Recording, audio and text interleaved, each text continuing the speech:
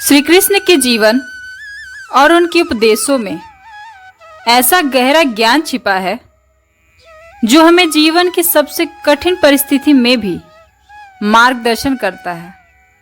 उनका हर शब्द, हर कथा हमारे दिल को छूने की क्षमता रखता है।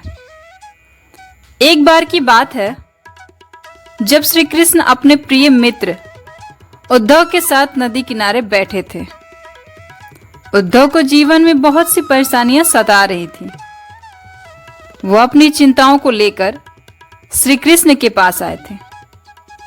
उन्होंने श्री कृष्ण से पूछा, मधुसूदन, आप इतने शांत और प्रसन्नचित्त कैसे रहते हैं?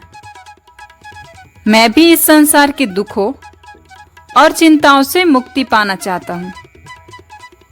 कृपया मुझे बताएं, आप अपनी शांति को कैसे बनाए रखते हैं? कृष्ण ने मंद मुस्कान के साथ उत्तर दिया, उद्धव, जीवन में शांति पाने के लिए सबसे पहले हमें यह समझना होगा कि हम कौन हैं और हमारा इस संसार में क्या उद्देश्य है। हम सभी आत्माएं हैं। यह शरीर, यह संसार, यह सब अस्थायी है। जब हम इस सत्य को जान लेते हैं तब हमारे मन की सारी चिंताएं और दुख समाप्त हो जाते हैं। उन्होंने एक सुंदर उदाहरण देते हुए कहा है, देखो, यह नदी कितनी शांति से बह रही है। चाहे इसके रास्ते में कितनी ही बाधाएं क्यों ना आए, यह कभी नहीं रुकती। यह जानती है कि उसका लक्ष्य समुद्र से मिलना है। इसी प्रकार हमारे जीवन में भी अनेक कठिनाइयां और दुख आते हैं, लेकिन हमें भी उसी नदी की तरह निरंतर आगे बढ़ते रहना चाहिए। हमें अपने जीवन का उद्देश्य समझना चाहिए और उसके प्रति समर्पित रहना चाहिए। श्री कृष्ण ने उद्धव को एक और कथा सुनाई। एक साधु था जो जंगल में तपस्या कर रहा था। उसने अपनी सारी इच्छाओं को त्याग दिया था और वो भगवान की प्राप्ति के लिए कठोर तप कर रहा था।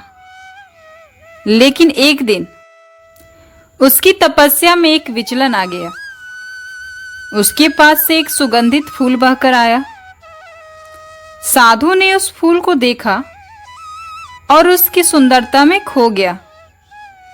धीरे धीरे उसका ध्यान तपस्या से हटकर उस फूल पर केंद्रित हो गया। वह समझ नहीं पाया कि उसके मन में फिर से इच्छाओं का जन्म हो रहा है। श्री कृष्ण ने समझाया, उद्धव, यह फूल हमारी इच्छाओं और मोह का प्रतीक है। जब हम जीवन में इन छोटी छोटी चीजों पर ध्यान देने लगते हैं तो हम अपनी असली उद्देश्य से भटक जाते हैं। इसीलिए हमें इन सब मोह माया से ऊपर उठना चाहिए और अपने लक्ष्य की ओर ध्यान केंद्रित करना चाहिए। जब हमारा मन इन सब से मुक्त हो जाता है तब हमें सच्ची शांति मिलती है। उद्धव ने जब यह सुना तो उसका मन शांत हो गया। उन्हें समझ में आ गया कि जीवन में आने वाली परेशानियां और दुख अस्थायी हैं। असली शांति तब मिलती है जब हम अपने जीवन का सही उद्देश्य समझते हैं और अपने मन को इन सभी मोह माया से मुक्त करते हैं।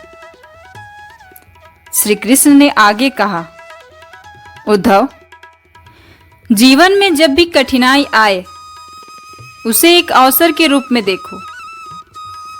यह तुम्हें और अधिक मजबूत बनाने के लिए है। कठिनाइयां हमारे जीवन का हिस्सा है, लेकिन इन्हें सहन करते हुए भी हमें अपने लक्ष्य की ओर बढ़ते रहना चाहिए। जब हम अपने मन को स्थिर और शांति से भरपूर रखते हैं, तब हमें हर स्थिति में खुशी और संतोष का अनुभव होता है। उन्होंने उद्धव को यह भी सिखाया कि मन की शांति केवल बाहर की चीजों में नहीं मिलती, यह हमारे अंदर है।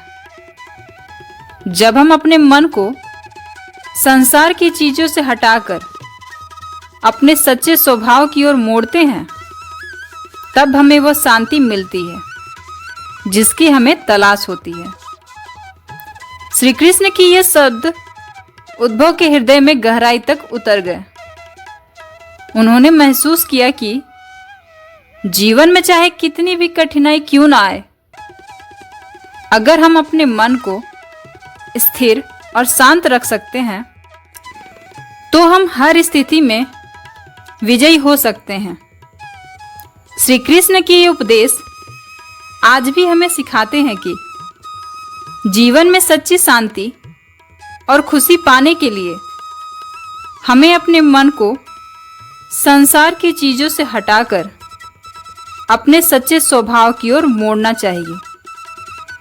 जब हम अपने भीतर की शांति को पा लेते हैं, तब हमारे जीवन में किसी भी परिस्थिति में खुशी और संतोष का अनुभव होता है। यह कथा हमें यह सिखाती है कि जीवन में शांति और संतोष पाना संभव है, अगर हम श्री कृष्ण के इन उपदेशों को अपने जीवन में अपनाते हैं। जब हम अपने जीवन का उद्देश्य समझते हैं और अपने मन को संसार की चीजों से मुक्त करते हैं, तब हमें वो शांति मिलती है जिसकी हम सभी को तलाश होती है।